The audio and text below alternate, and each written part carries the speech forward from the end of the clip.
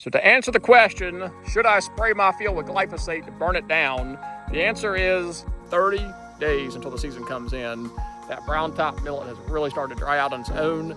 The Dove Proso is just starting to yellow out, starting to dry out really nicely, but deer, coons, or something absolutely hammering it. So I think we'll be completely dried out here in a couple weeks, just in time to start bush hogging and manipulating this corn before the opener.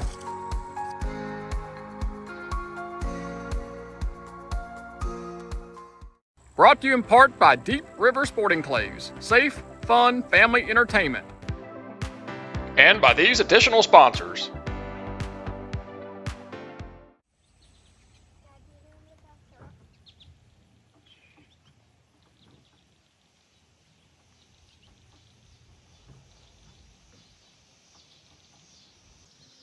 Man, what a difference a week makes. Just a week ago, we were in here and I was telling you this was about to start seeding, heading out. Now all the Japanese millet has seeded out. We've got heads on everything that we replanted. Still got 30 days to go before the opener, so I think we're gonna have no problem at all getting this to dry out. I'm so glad we seeded this Japanese millet in here. Another nice little honey hole. I can't even begin to tell you how many doves are flying around this field. Late in the afternoon, exactly 30 days till the season comes in, and we're sitting good. I can't tell you how many doves I ran out of this field. It is 6 o'clock on the dot, 30 days until the season comes in. That brown top millet has really started to dry out on its own. The Dove Proso is just starting to yellow out. Japanese millet just headed out. We've got food staggering in here very nicely. In with all this reseeded Japanese millet, I had some volunteer brown top millet come up from last year's seeding.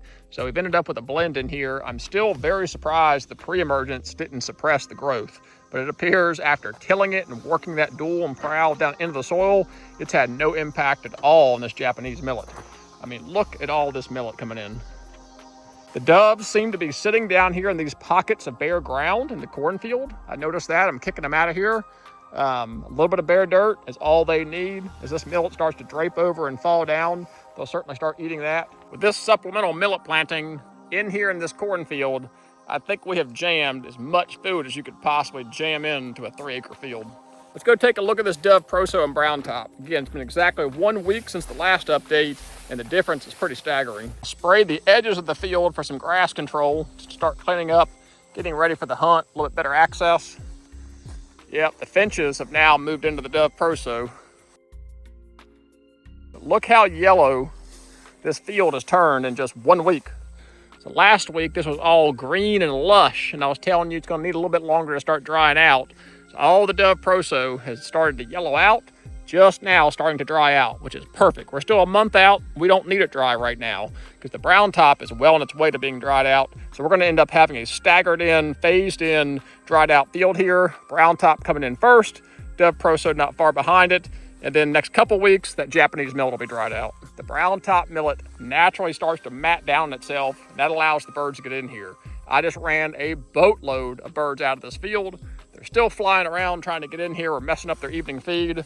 But it mats down, the birds can get in here, but the seed is still off the ground, so it's not gonna start rotting out yet. All the seed is sitting up high, available to these birds. There's a dove feather right there. So there are a bunch of doves in here transitioning into this brown top field, and we have not mowed it, sprayed it, manipulated it whatsoever. People keep asking, should I spray my field with glyphosate to help it dry out? It's the first week of August, and there's still a lot of time left for the opening day, and you can see just a week's time how much this is drying out on its own. You gotta be patient. If you've got a nice thick monoculture of millet and you don't have much grass, there's really not a need to spray it. It's gonna start drying out its own. The plants die naturally. They're annual plants. They're not just gonna keep on growing. Let the field rest. If you get to about the second week of August and you're still pretty green, then you might want to consider spraying. But if you've got a late July, early August field that's starting to brown out, just give it some time. With that said, if you've got a lot of grass in your field, like I've got a lot of barnyard grass in here, if it starts preventing you from being able to burn, if you're wanting to fire burn, then yes, you could come in here and spray this and burn it down completely. It'll speed up the drying process for sure on the millet, but it'll terminate these grasses. I'm probably just gonna come through here and mow this really high to knock all this down and then burn it out beneath it. And just like I was telling you, it starts to yellow out and dry out right at the very tip. and slowly starts working backwards. So it's a pretty cool, unique property of Dove Proso millet compared to the brown top, which practically all dries out at the same time. So to answer the question, should I spray my field with glyphosate to burn it down? The answer is maybe. If it's got a lot of green grass in here and it's too green and wet to burn, then yes, you may want to. If you got a thick monoculture of brown top millet or Dove Proso millet with not a lot of grasses, I would just be patient, give it a couple more weeks, it should dry out. Another reason not to spray is I've got some younger plants coming in here that are not fully developed yet. You can see the seed just starting to form. It hasn't opened up yet.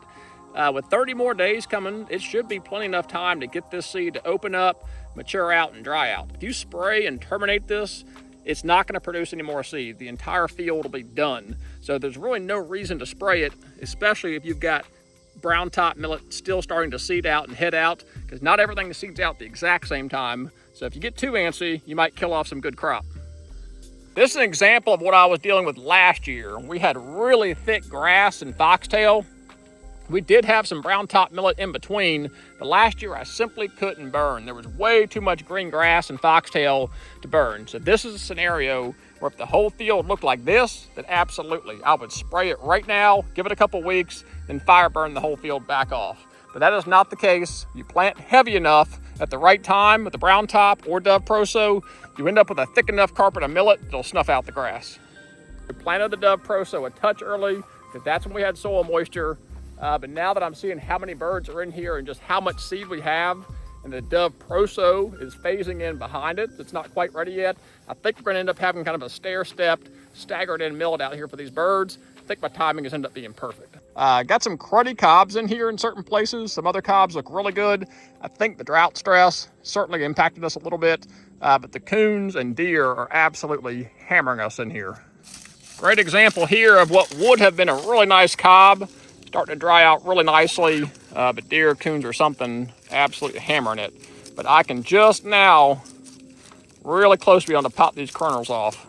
So I think we'll be completely dried out here in a couple weeks, just in time to start bush hogging and manipulating this corn before the opener. Which brings me to how we manage the cornfields. I am going to leave this standing, right much of it standing, for deer season. I don't want to knock it all down. I do want to leave some out here for deer hunting. We've got a disabled hunter coming out here, so I'd like to have some standing corn for him.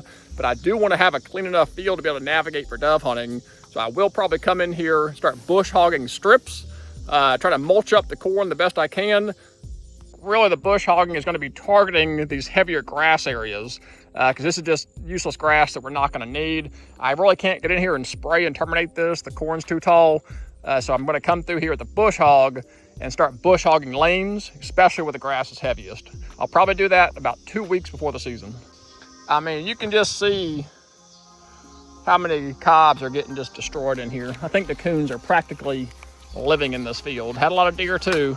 What a shame, man. A lot of energy, effort, and money goes into this field, and stuff just eats it. I mean, you can't keep the coons out. There's just no way to keep them out.